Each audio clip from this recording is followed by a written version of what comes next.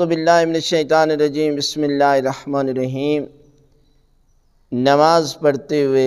اگر ہوا خارج ہو جائے، تو یہ سوال تھا۔ تو یہ ہے کہ نماز پڑھتے ہوئے اگر ہوا خارج ہو جاتی ہے، ریح خارج ہو جاتی ہے،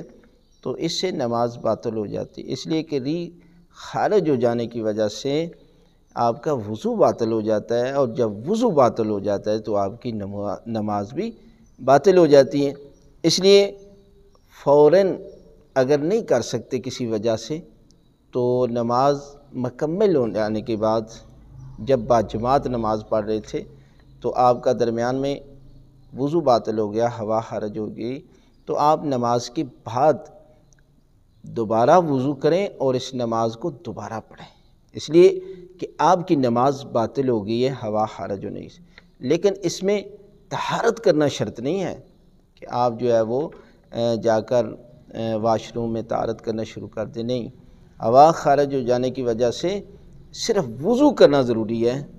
اس میں طہارت شرط نہیں ہے۔ لیکن اگر آپ درمیان میں نماز توڑنا چاہتے ہیں تو آپ نماز کو بھی توڑ سکتے ہیں، اس لیے کہ جب ریح خارج ہو گئی ہے تو آپ کی نماز باطل ہو گئی۔